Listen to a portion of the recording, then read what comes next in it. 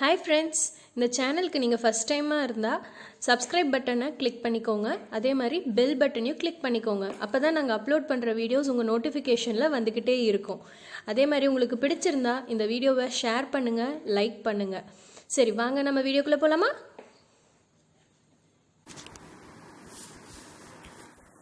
Welcome to target 190 IAS academy.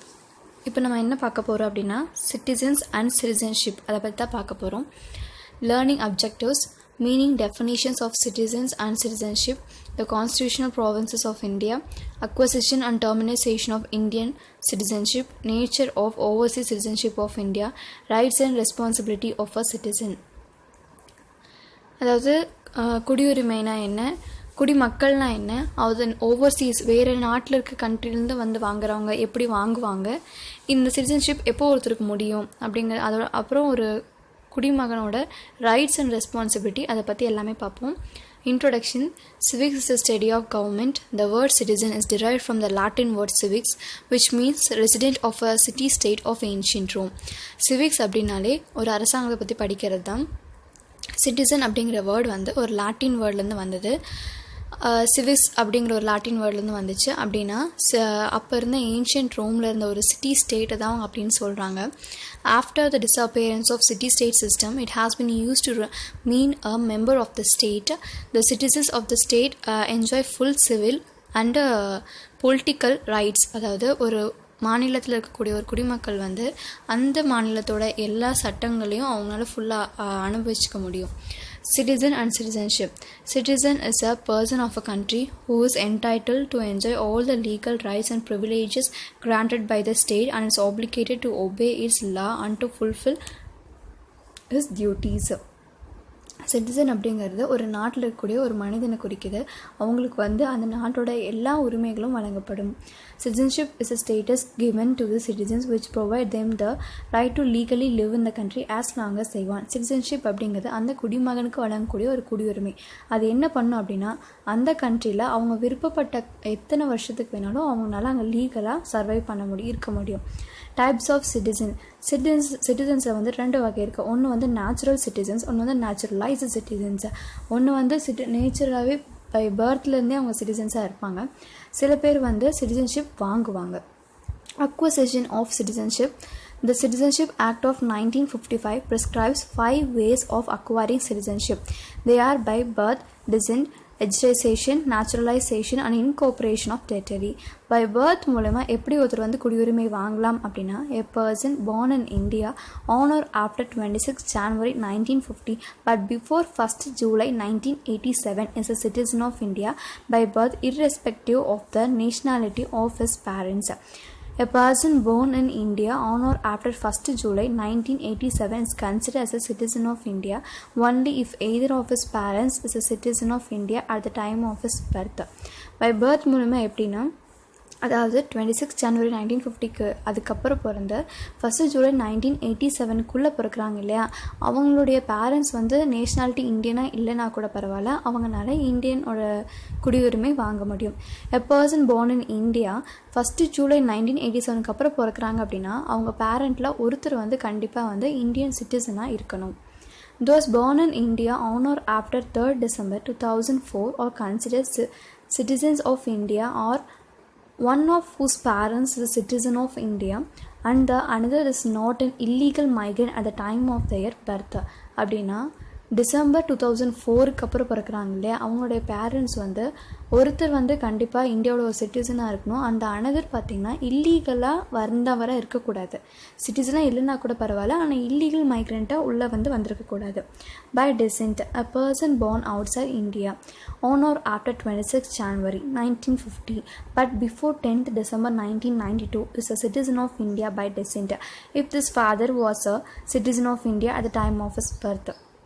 அதாவது 1950 ஜனவரி 26க்கு அப்புறம் 10th December 1992க்குள்ளே பிறந்திருக்காங்க அப்படின்னா அவங்களுடைய ஃபாதர் வந்து இந்தியனாக இருக்காங்க, இவங்க பிறக்கிறப்ப அவங்க ஃபாதர் வந்து ஒரு இந்தியன் அப்படின்னா அவங்களுக்கு வந்து இந்தியனோட குடியுரிமை வழங்கப்படும். A person born outside India on or after 10th December 1992 is considered as a citizen of India if either of his parents is a citizen of India at the time of his birth. இந்தியாவுக்கு வெளியே பிறந்திருக்காங்க, இந்தியாவில் பிறக்கல. அவங்க வந்துட்டு 10th December 1992 பிறந்திருக்காங்க அப்படின்னா அவங்க வந்து இந்தியனோட குடியுரிமை வாங்கிக்க முடியும். அவங்க பேரண்ட்ஸ் வந்து ஏதோ 2 பேர்த்தில் ஒருத்தர் வந்து சிட்டிசன் ஆஃப் இந்தியாவாக இருந்தால் கூட போதும். From 3rd December 2004 onwards, a person born outside India shall not be citizen of India by descent unless his birth is registered at the Indian consul within 1 year of the date of birth. அதாவது இந்தியாவுக்கு வெளியே பிறந்து அவங்க வந்து இந்தியாவுக்கு வெளியே பிறந்திருக்காங்க, அதாவது December 3rd 2004 அப்புறம் அன்லெஸ் அவங்க அவங்களோட பர்த் வந்து அவங்க பிறந்து 1 இயர்க்குள்ளே இந்தியாவில் ஏதோ ஒரு பக்கத்தில் வந்து அவங்க கண்டிப்பாக ரெஜிஸ்டர் பண்ணணும். அப்படி அவங்க ரெஜிஸ்டர் பண்ணல அப்படிங்கிற பட்சத்தில் அவங்கள வந்து இந்தியனோட குடியுரிமை வாங்க முடியாது. பை ரெஜிஸ்ட்ரேஷன் மூலயமா வாங்க முடியும். A person of Indian origin who is orderly resident in any country or place outside undivided India, a person of Indian origin who is orderly resident in India for 7 years before making an application for registration, a person who is married to the citizen of India and is already resident in India for 7 years before making an application for registration.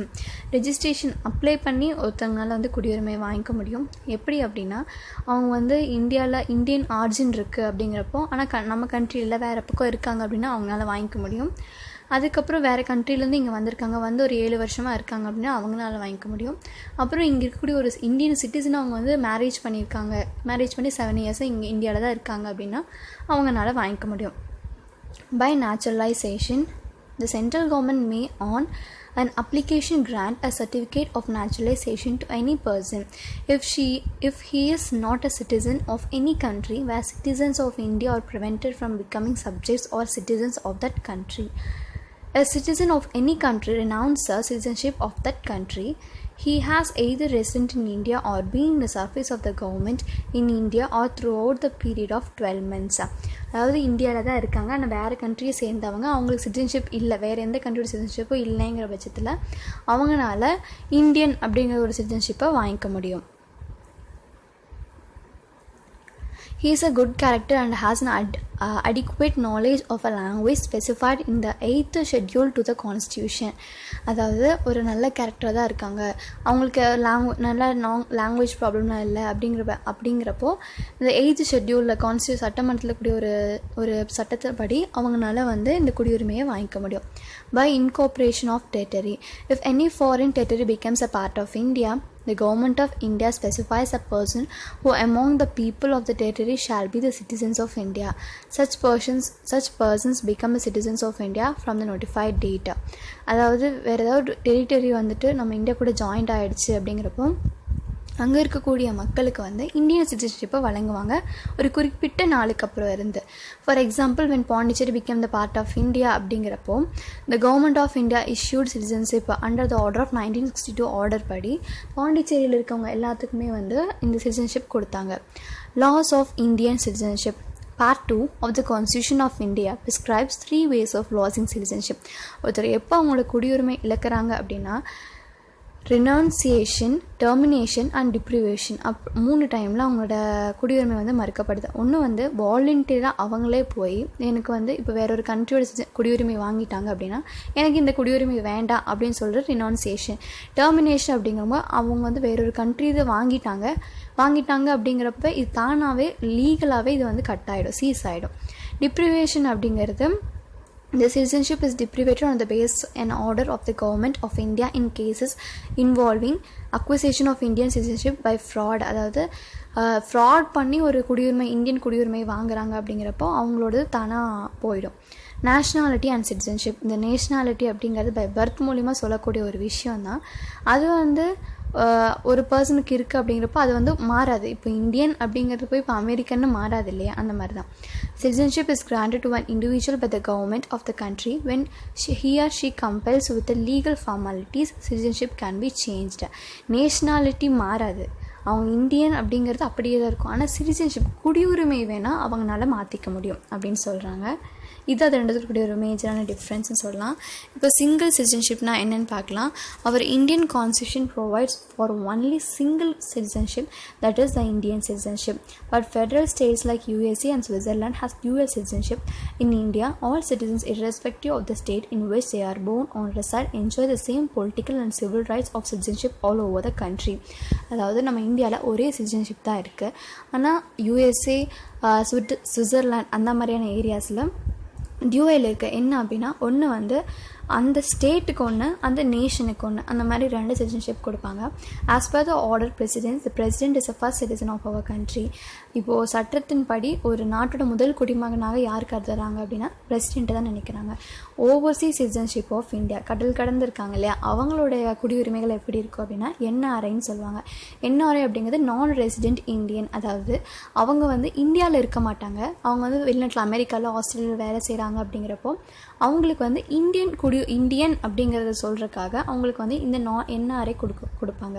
PIO அப்படிங்கிறத person on Indian origin. அவங்க வந்துட்டு another கண்ட்ரியோட இது வச்சுருக்காங்க, குடியுரிமை வச்சுருக்காங்க. ஆனால் அவங்களோட ancestors வந்துட்டு இந்தியாவில் இருந்தால் போயிருக்காங்க. அப்படிங்கிறப்போ அவங்களுக்கு ஆன்சிஸ்டர்ஸ்க்கு இருந்தது அப்படின்னா அவங்களுக்கு PIO கொடுப்பாங்க. COI அப்படிங்கிறது வேறு ஒரு குடியுரிமை வாங்கிப்போ, இப்போ அமெரிக்கன் அப்படிங்கிறப்ப அவங்க இங்கே வந்து வேலை செய்கிறாங்க அப்படின்னா வராங்க. அப்படிங்கிறப்ப அவங்களுக்கு வந்து இந்த COI கொடுப்பாங்க. COI வந்து அவங்களுக்கு வந்து அதை வச்சு அவங்கள ஓட்லாம் பண்ண முடியாது, பட் அவங்களுக்கு வந்து இது கொடுப்பாங்க. Rights and duties of citizen. ஒரு குடிமகனோட என்னென்ன ரைட்ஸு, அவங்களோட கடமைகள் என்ன அப்படின்னா, ஃபண்டமெண்டல் ரைட்ஸு, அவங்களுக்கு ஃபண்டமெண்டலாக எல்லா சலுகைகளும் வழங்கப்படும். Right to vote in the election to the Lok Sabha and the state legislature. லோக்சபாவில் அந்த சட்டமன்ற தொகுதிகள் எல்லாத்துக்குமே வந்து அவங்களால எலெக்ஷனில் தேர்தலில் பங்கெடுத்துக்க முடியும்.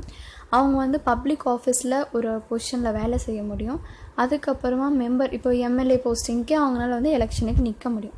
According to the 42 amendment of our constitution, a set of fundamental duties are prescribed for all citizens of India.